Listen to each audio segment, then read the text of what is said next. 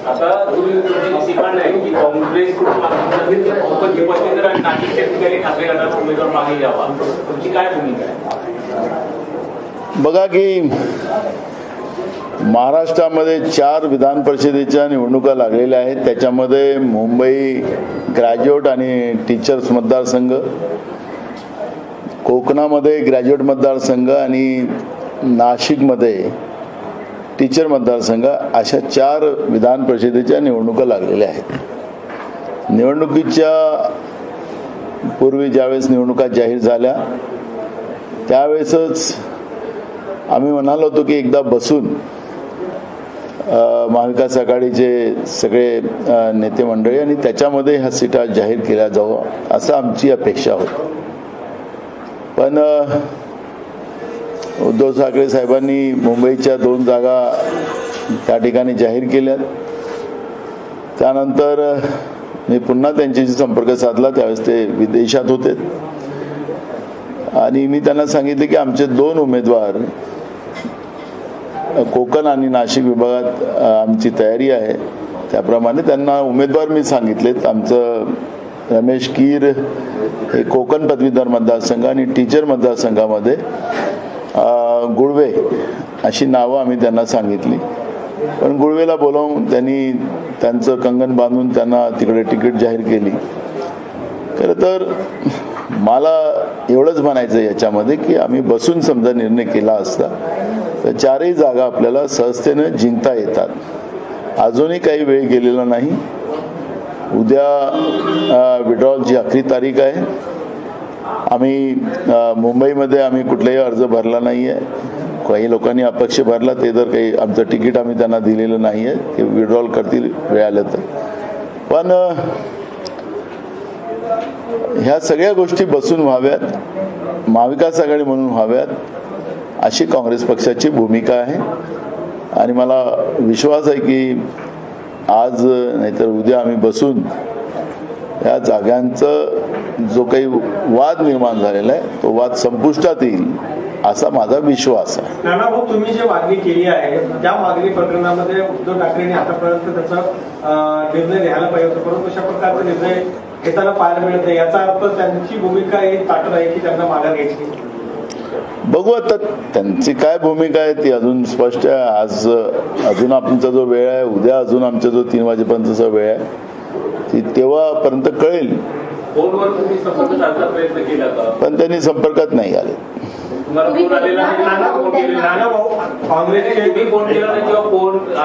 नाही, मी स्वतः सकाळी त्यांच्या मातोश्रीवर फोन लावलेला होता पण अजूनपर्यंत संपर्क झालेला नाही.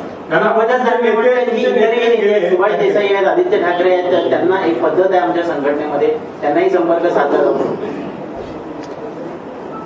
अजून मला कुठलाही संपर्क झालेला नाही हे मी तुम्हाला सांगतो. हा, भेटायला गेले होते आणि भेटल्यानंतर त्या दरम्यान त्यांचा संपर्क होऊ शकते परंतु नाना पटोलेचा संपर्क का होऊ शकत नाही, याचा अर्थ हे मानायचं की उद्धव ठाकरेंना त्यांच्यासोबत आता मैत्री करायची.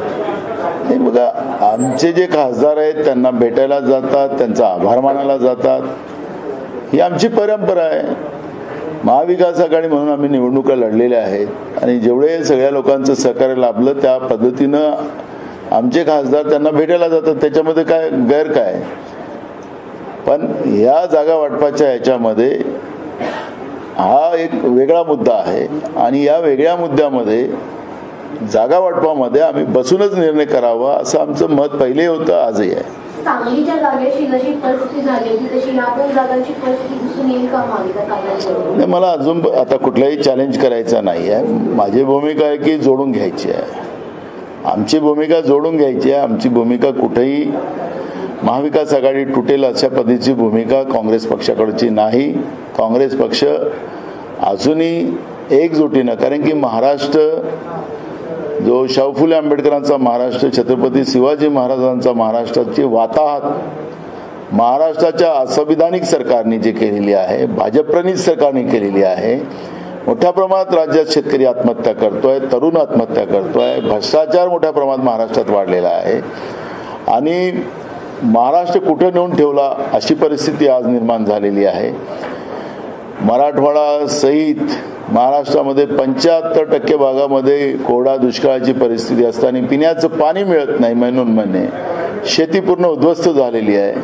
अशा परिस्थितीमध्ये आमची भूमिका काँग्रेस पक्षाची एकदम स्पष्ट आहे की आम्ही महाविकास आघाडी म्हणूनच या भाजपला राज्यातून परास्त करायचं ही भूमिका काँग्रेस पक्षाची आहे. दुसरा एक मुद्दा आहे की मोहन भागवत यांनी आता म्हटलेलं आहे की 1 वर्षानंतर मणिपूरमध्ये जे होते अशांतता आहे तिथे सरकारनं लक्ष घालायचं. मला असं वाटतं की मोहन भागवतजींनी आता यांना सल्ला देण्यासारखं काही कारण नाही की भाजप आणि संघ हे दोघंही एकत्रित होते आणि त्या पद्धतीनं वागत होते. पण जेव्हा भाजपच्या राष्ट्रीय अध्यक्षांनी सांगितलं की आम्हाला संघाचीच गरज नाही, तर कशाला हे त्या पद्धतीची सल्ला त्यांना देतात मला म्हणजे नवलच वाटतं.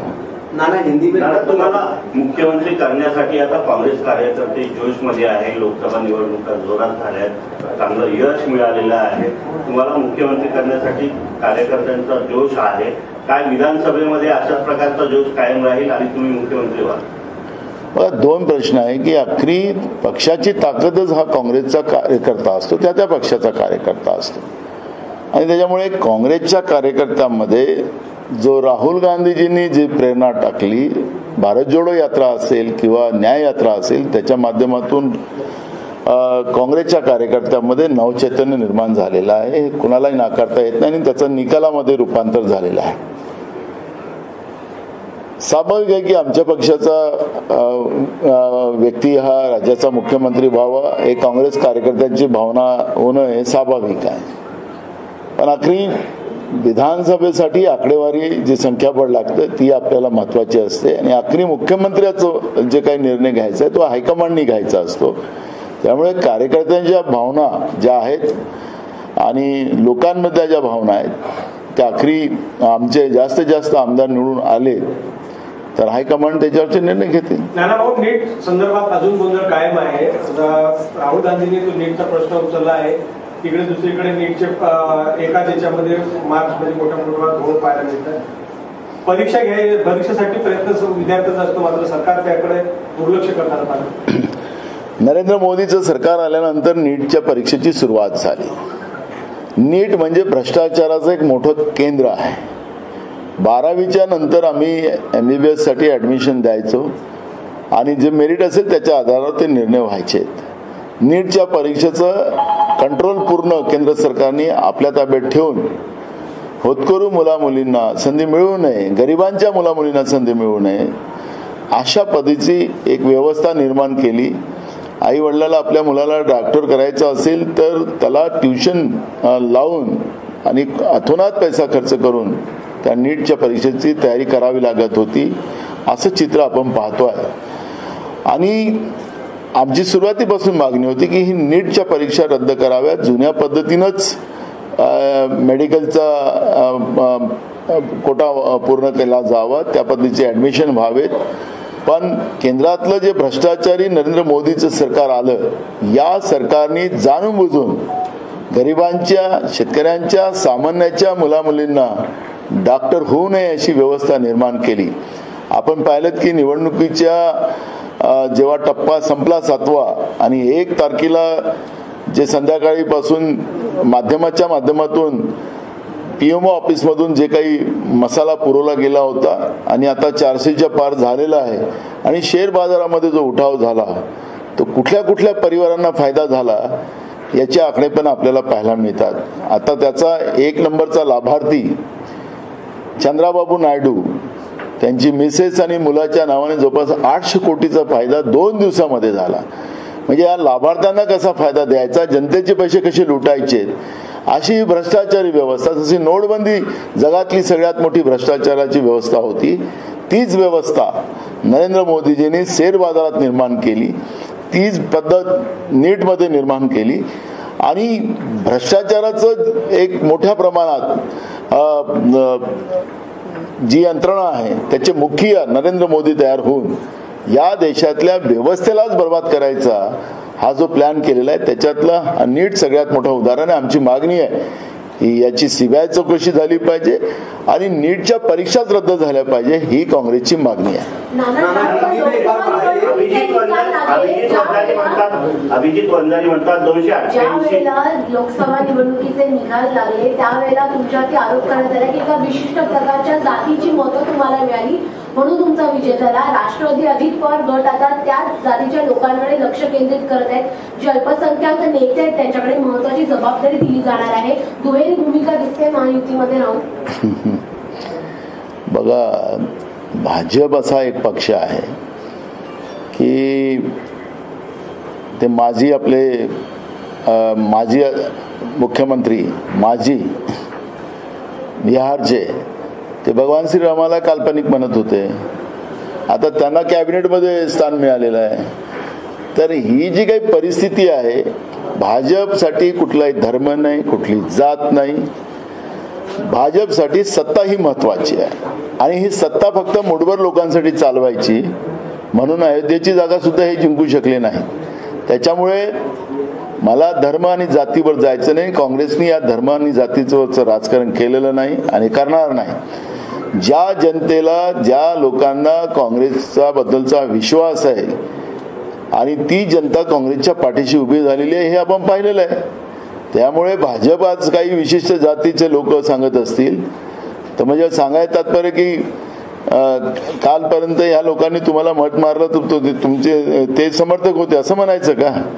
पण जिथं हारलंय तिथं भाजप रडते आहे हे आपण नेहमी पाहिलेलं आहे आणि भाजपचं हे रडगाणं चालत राहणार आहे.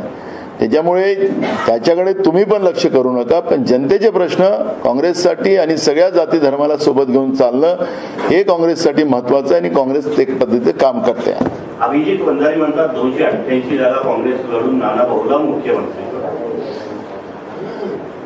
मी तुम्हाला सांगितलं की कार्यकर्त्यांच्या भावना स्वाभाविक राहू शकतात. आम्ही 288 जागेवरचं आमचं काम सुरू झालेलं आहे. आम्ही त्या पद्धतीचे आता जिल्हा दौरे पण आमचे सुरू होणार आहेत. मूळ प्रश्न आहे की याच्या मागचा हा उद्देश नाही की 288 जागा ह्या महाविकास आघाडीला कशा जिंकता येतील हा प्रयत्न आमचा त्या ठिकाणी राहणार आहे. त्यामुळे काँग्रेसच 288 लढेल असं कुठलीही आमची भूमिका नाही. नाना, हिंदी में एक बात बताइए कि जिस तरह से 4 सीटों पर अभी चुनाव हो रहे हैं उसको लेकर आपकी एमबीए में भी कहीं ना कहीं अनबन दिख रही है. आप उद्धव ठाकरे से संपर्क करना चाह रहे थे, आपकी बात नहीं हो पा रही है. क्या एमबीए में अनबन है, कोई नाराजगी या उद्धव ठाकरे ने एक तरफा अपना कैंडिडेट खड़ा कर दिया? ऐसी कोई नाराजगी नहीं है और कोई अनबन भी नहीं है. अभी सब सांसद उनको मिल रहे हैं, सब चर्चा हो रही है. मूल सब्जेक्ट है कि बात तो होगी, बात जाएंगी कहाँ. आपने संपर्क करने की कोशिश की थी, मातोश्री में बात हुई? नहीं, अभी बात हुई नहीं, हो जाएगी और महाविकास आघाड़ी करके हम लोग काम करेंगे. ये लगता है सर आप लोग इकट्ठे बैठकर कैंडिडेट तय किए होते तो ज्यादा बेहतर होता. बिल्कुल होता. हम चाहते थे वही, कांग्रेस पार्टी वही चाहती थी कि हम लोग इकट्ठा बैठकर ही ये निर्णय हो. जैसे जो विधायकों से मिल रहे हैं, सांसदों से मिल रहे हैं उद्धव ठाकरे और इस मुद्दे पर बातचीत करने के लिए आगे नहीं आ रहे हैं, तो इसके क्या मतलब है? क्या वो जो अकेला लड़ना चाहते हैं चारों सीटों? देखो, कल का दिन हमारे पास है, आज का और रात बाकी है, तो कल के दिन के बाद ही बात करेंगे. मोहन भागवत ने जो बयान दिया है मणिपुर को लेकर, उसे किस तरह से देखते हैं, उस पर क्या? उसने एक और टिप्पणी भी की है कि जिसके पास ताकत हो उसको शालीनता भी अपने पास रखनी चाहिए. उस पर भी क्या कहेंगे आप? देखो, केंद्र के नरेंद्र मोदी के सरकार को मणिपुर से लेके और जो बहुमत के आधार पर जिस तरह से घमंड किया गया उसके बारे में मोहन भागवत जी ने टिप्पणी की है. मुझे लगता है कि बीजेपी और आरएसएस, क्योंकि बीजेपी के राष्ट्रीय अध्यक्ष नड्डा जी ने यही कहा था कि हमारे को अब जरूरत नहीं है आरएसएस की. बेफजूल मोहन भागवत जी इनको क्यों सलाह दे रहे मुझे पता नहीं, लेकिन इनको सलाह देने से भी ये बाज नहीं आएंगे. इनको जिस तरह से मणिपुर में महिलाओं का अपमान करना ये इनका दायित्व रहा है, वो तो पूरे देश ने, दुनिया ने देखा है. मुझे लगता है कि इस पे बहुत बड़ी चर्चा न होते हुए हमारी आज भूमिका ऐसी है कि किसान परेशान है, युवा परेशान है, गरीब परेशान है, महंगाई की वजह से सब लोग परेशान हैं. इस विषय पे चर्चा हमारे लिए महत्व की है और कांग्रेस उसके लिए काम भी कर रही है. अभी हम लोग राज्यपाल भवन में भी जा रहे हैं और राज्यपाल महोदय जी को हम अवगत भी कराएंगे कि महाराष्ट्र में जो ड्रग माफिया की वजह से क्या परिस्थितियां हैं ये सब माफिया ये सरकार ने बनाई है, राज्य की तिजोरी कैसे लूटी जाती है, किसानों के नाम से कैसे लूटी जाती है, उसके बारे में भी अवगत कराएंगे। महाराष्ट्र में दुष्काल की स्थिति में किसानों को कोई मदद न मिलने की वजह से किसान कैसे आत्महत्या कर रहे, कितने परसेंटेज में किसानों ने आत्महत्या इस चुनाव के अंदर में की है और कर रहे हैं, तो ये सब बात से हम उनको अवगत कराएंगे। और ऐसी जो महाराष्ट्र की संवैधानिक सरकार जो बनी हुई है, ये सरकार को ही बर्खास्त करना चाहिए, ये मांग आज कांग्रेस पार्टी माननीय राज्यपाल मोदी जी के करेंगे। त्याला भाऊ, शरद पवार गटांचे आमदार आणि नेते त्यांची मागणी आहे की जवळपास शरद पवारांचा 85वा वाढदिवस आहे, 85वा वाढदिवसात 85 आमदार आपण त्यांना द्यायचे आहेत, असा त्यांचा निर्धार आहे। याचा अर्थ महाविकास आघाडीमध्ये ते 150 पेक्षा जास्त जागा लढतील, म्हणजे काँग्रेस पक्ष 150 पेक्षा कमी जागा लढणारा हाही या ठिकाणी पाहिजे। बघा, प्रत्येक कार्यकर्त्यांना वाटतं की आमच्या नेत्याचं कौतुक कसं करावं, त्याच्यावरचं काम केलं जाते, त्याला काय चुकीचं काय, त्याला काही विरोध करायचं कारण नाही आहे। जेव्हा आम्ही लोक सगळे बसू महाविकास आघाडी म्हणून, त्यावेळेस जे काही निर्णय येतील मेरिटच्या आधारावर त्याच्यावर आम्ही चर्चा करू। आणि मला वाटतं की प्रत्येकाने आपल्या आपल्या, जसं तुम्ही माझ्याबद्दल बोललात तर तसं त्यांच्या पक्षातल्या लोकांना वाटतं, तर त्याच्यामुळे तो काही विभाजनाचा मार्ग नाही, तो कार्यकर्त्यांमध्ये एकमेकांमध्ये प्रेरणा निर्माण करण्याचा भाग आहे। आणि त्याच्यामुळे त्यांच्या त्यांच्या कार्यकर्त्यांना त्या भावना येणं हे स्वाभाविक आहे, त्याला कोणाला विरोध करायचं कारण नाही। शरद पवार साहब का एक बयान आया है, शरद पवार साहब ने कहा कि पीएम ने जिस तरह की भाषाओं के लिए इस्तेमाल की थी कि उनकी आत्मा भटक रही है, कि भटकती हुई आत्मा उनको छोड़ेगी नहीं। ये पीएम मोदी पर पवार साहब की तरफ से कड़ी टिप्पणी थी, इसको किस तरह से देखते हैं? देखो, एक ज्येष्ठ नेता के बारे में देश के प्रधानमंत्री ने इस तरह का वक्तव्य करना यही निषेधार्ह था और उसके परिणाम नरेंद्र मोदी जी को भुगतना पड़ा, बीजेपी को भुगतने पड़े। इसलिए पवार साहब ने जो स्टेटमेंट किया है उसका सही जवाब उन्होंने दिया है। नाना, विधान परिषदेच्या जागेवरून महाविकास आघाडीमध्ये खरं तर अजमेर येतो दिसून येत आहे, मात्र महायुतीकडून ज्या रिक्त जागा आहे तिथे नेत्यांना चान्स देऊन जो राग नेत्यांच्या मनात आहे लोकसभेच्या जागावरून तो कमी करायचा प्रयत्न आहे। त्यामुळे विधान परिषदेसाठी आता महायुती पूर्ण तयारीत आहे, कुठे ना कुठेतरी अजून वेळ आहे ना, उद्या जो जुई आता 3 वाजेपर्यंत, उद्याच्या 3 वाजेपर्यंत वेळ आहे, सगळं त्यावेळेस चित्र स्पष्ट होईल ना, त्याच्यावर आज चर्चा करण्याचं काही कारण नाही। महाराष्ट्र की पार्टियों की बात करें तो जीतन राम मांझी के पास भी एक सीट थी, लेकिन उनको कैबिनेट का पद मिला। यहाँ पर प्रफुल्ल पटेल की पार्टी को कोई पद नहीं मिला, एकनाथ शिंदे की पार्टी को उतना बड़ा पद नहीं मिला, उस पर क्या कहेंगे? आम आदमी पार्टी कहते हैं कि झुंझुना थमा दिया। सिरन बारने ने अपनी नाराजगी भी जताई है कि 1 सीट 2 सीट वालों को कैबिनेट दिया गया है, लेकिन 7 सीटें थी एकनाथ शिंदे की शिवसेना की, उन्हें एमओएस दिया गया। देखो, जितेंद्र मांझी का उल्लेख आपने किया है, तो जितेंद्र मांझी ने भगवान श्री राम को काल्पनिक बताया था, इसलिए उनको कैबिनेट में दिया इन लोगों ने स्थान। और रहा महाराष्ट्र के 2 उनके अलायंस जो है, वो लाभार्थी व्यक्तिगत लाभार्थी है। 150 करोड़ का ईडी का एक जन के ऊपर रेट आया था, तो वो तुरंत हटाया गया, तो व्यक्तिगत लाभ हो गया। और जैसे ही इन लोगों ने आंखें दिल्ली में उठाई, तो बीजेपी के कार्यकर्ता ईडी और सीबीआई जो है वो तुरंत आंख पे आ जाते हैं।